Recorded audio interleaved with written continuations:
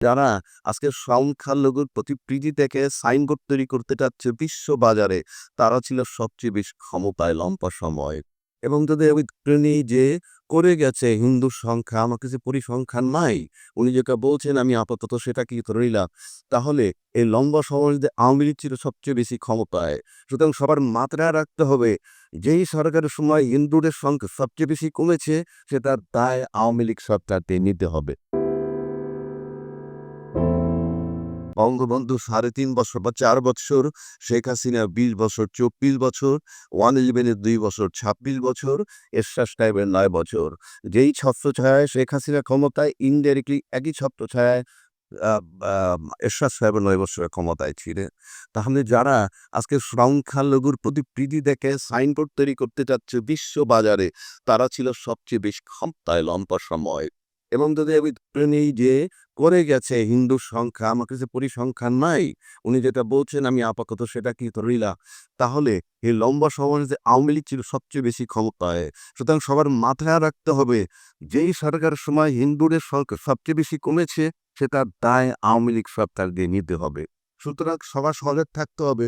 এই ধরনের লোক, সে আওয়ামী লীগ হোক, বিএনপি হোক, জামাত হোক, যে দলেরই হোক, এইরকম অ্যাগ্রেসিভ, হিংসাপরায়ণ, মানে কি বলবো আর, মানে বাজে ভাষা আর ব্যবহার করলাম না। এরকম যাতে কেউ না আসে বাংলাদেশের ক্ষমতায়। এবং বাংলাদেশ সৃষ্টির পরে আমি যতদূর দেখলাম, আমি আজকে শেখ হাসিনাকে বলতে পারি লেডি ভার্সন অফ হিটলার। এছাড়া তার জন্য আর কোনো উপমা নাই। মানুষ কত ভয়ানক হতে পারে, কত হিংসুটে হতে পারে, যে এটা তার অ্যাকশনে বোঝা যায়। তারপর যখন দেশ ছাড়লেন, দেশের বাইরে গিয়ে কি করছেন? এবং আমি ইন্টারেস্টিং ব্যাপার আমার কাছে, সে দেশের বাইরে গিয়া অনেক প্রোপাগান্ডা চালাচ্ছে।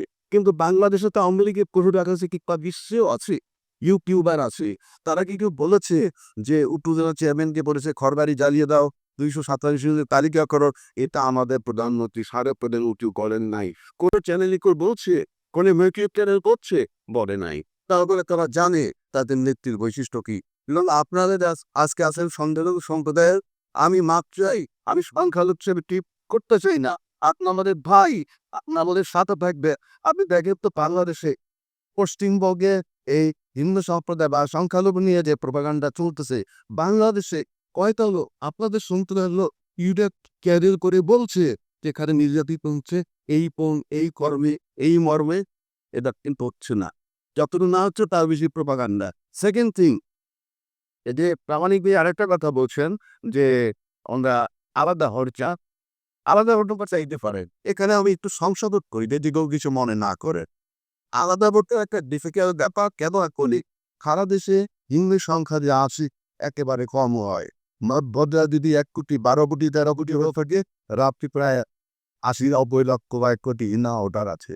তারা তো সর্বদোষ নিয়ে ঝিমিয়ে আছে।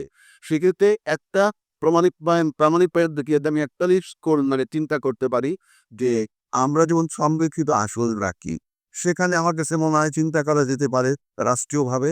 পাশাপাশি আমাদের দেশে কিন্তু সরাসরি ফটো বহু সময় নির্বাচিত হয়েছেন পার্লামেন্টে। সেই গয়েশ্বর রায় যদি বলি, তারপরে সুদর্শন হালদার, তারপরে আরো একজন ছিলেন, ভদ্রলোকের নাম ভুলে গেছি, অনেক সিনিয়র নেতা। সৈয়দ গুপ্ত। এরা কিন্তু দক্ষ, যোগ্য, এবং এরা কিন্তু সরাসরি ভোটে নির্বাচিত হয়েছে। আপনারা কেন চিন্তা করবেন যে আমাদের সংখ্যালঘু আলাদা ভোট হবে? বি কনফিডেন্ট যে আপনারা মাঠে থাকবেন, পাশাপাশি ইলেকশন। তারপরেও বলছি, যেহেতু সংরক্ষিত আসনের ব্যবস্থা আমাদের আছে, সেক্ষেত্রে আমার প্রস্তাব থাকবে অ্যাটলিস্ট ২ জন প্রতিনিধি সেখানে রাখা যায়। পাশাপাশি আরেকটা ব্যাপার, যেমন ধর্মমন্ত্রী আমাদের আছে, সেখানে তুমি সংখ্যালঘু সম্প্রদায়, আমি সংখ্যালঘু প্রতি আমার ঘনিষ্ঠ লোকগুলোতে আমার খারাপ লাগে এই কারণে, ৫৩টা বছর বাংলাদেশে ২ টা ভাগ করেছিল। স্বাধীনতার পক্ষ শক্তি, বিপক্ষ শক্তি, মুক্তিযুদ্ধের পক্ষ শক্তি, বিপক্ষ শক্তি, বাঙালি জাতীয়তাবাদ, বাংলাদেশি জাতীয়তাবাদ, ছিল রাজনীতি।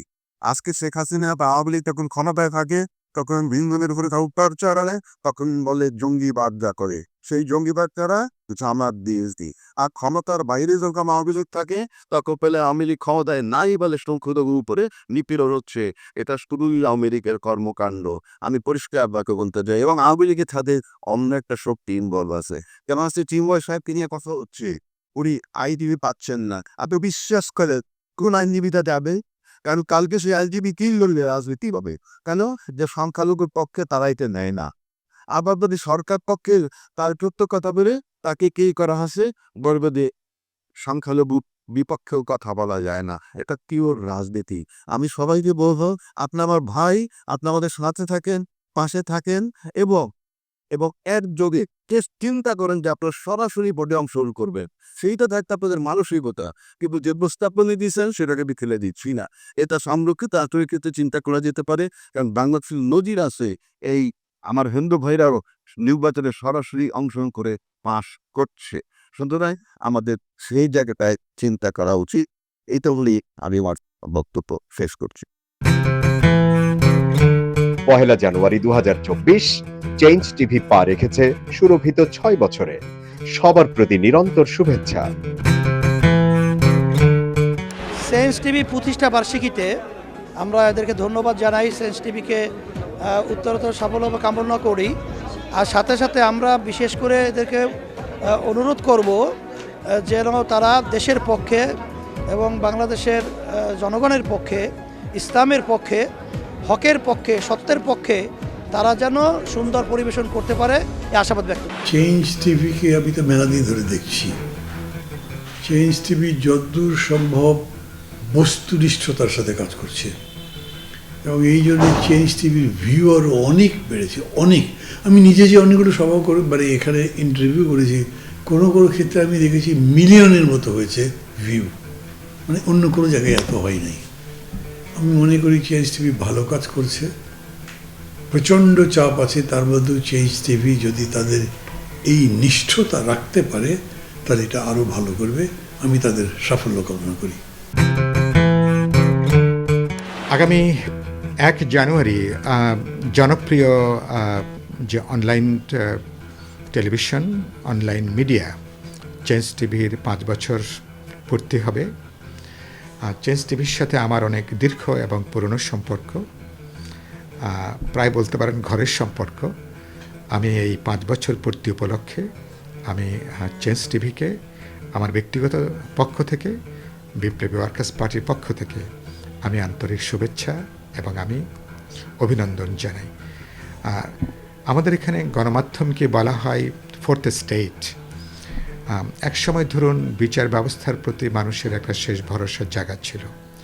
সেই বিচার ব্যবস্থা যখন এখন বিরোধী দলের দমনের একটা প্রতিষ্ঠানে পর্যবসিত হয়েছে, এখন জনগণের পক্ষে, বিরোধী দলের জন্য, জনগণের শোষিত নিপীড়িত অংশের জন্য গণমাধ্যমই হচ্ছে এখনো পর্যন্ত শেষ ভরসা। আমাদের এখানে ঐতিহাসিকভাবে গণমাধ্যম বরাবরই জনগণের গণতান্ত্রিক আকাঙ্ক্ষার পক্ষে ছিল। পহেলা জানুয়ারি 2024 চেঞ্জ টিভি পা রেখেছে সুরভিত 6 বছরে। সবার প্রতি নিরন্তর শুভেচ্ছা। চেঞ্জ টিভি প্রতিষ্ঠা বার্ষিকীতে আমরা এদেরকে ধন্যবাদ জানাই। চেঞ্জ টিভিকে উত্তরোত্তর সাফল্য কামনা করি। আর সাথে সাথে আমরা বিশেষ করে এদেরকে অনুরোধ করব যেন তারা দেশের পক্ষে এবং বাংলাদেশের জনগণের পক্ষে, ইসলামের পক্ষে, হকের পক্ষে, সত্যের পক্ষে তারা যেন সুন্দর পরিবেশন করতে পারে এই আশাবাদ ব্যক্ত করি। চেঞ্জ টিভিকে আমি তো মেলা দিন ধরে দেখছি। চেঞ্জ টিভি যতদূর সম্ভব বস্তুনিষ্ঠতার সাথে কাজ করছে এবং এই জন্য চেঞ্জ টিভির ভিউ আরও অনেক বেড়েছে, অনেক। আমি নিজে যে অনেকগুলো সভা করে মানে এখানে ইন্টারভিউ করেছি, কোনো কোনো ক্ষেত্রে আমি দেখেছি মিলিয়নের মতো হয়েছে ভিউ, মানে অন্য কোনো জায়গায় এত হয় নাই। আমি মনে করি চেঞ্জ টিভি ভালো কাজ করছে। প্রচণ্ড চাপ আছে, তার মধ্যেও চেঞ্জ টিভি যদি তাদের এই নিষ্ঠতা রাখতে পারে তাহলে এটা আরও ভালো করবে। আমি তাদের সাফল্য কামনা করি। আগামী 1 জানুয়ারি জনপ্রিয় যে online television, online media change টিভির 5 বছর পূর্তি হবে। চেঞ্জ টিভির সাথে আমার অনেক দীর্ঘ এবং পুরনো সম্পর্ক, প্রায় বলতে পারেন ঘরের সম্পর্ক। আমি এই 5 বছর পূর্তি উপলক্ষে আমি চেঞ্জ টিভিকে আমার ব্যক্তিগত পক্ষ থেকে, বিপ্লবী ওয়ার্কার্স পার্টির পক্ষ থেকে আমি আন্তরিক শুভেচ্ছা এবং আমি অভিনন্দন জানাই। আমাদের এখানে গণমাধ্যমকে বলা হয় ফোর্থ স্টেট। একসময় ধরুন বিচার ব্যবস্থার প্রতি মানুষের একটা শেষ ভরসার জায়গা ছিল। সেই বিচার ব্যবস্থা যখন এখন বিরোধী দলের দমনের একটা প্রতিষ্ঠানে পর্যবসিত হয়েছে, এখন জনগণের পক্ষে বিরোধী দলের জন্য, জনগণের শোষিত নিপীড়িত অংশের জন্য গণমাধ্যমই হচ্ছে এখনো পর্যন্ত শেষ ভরসা।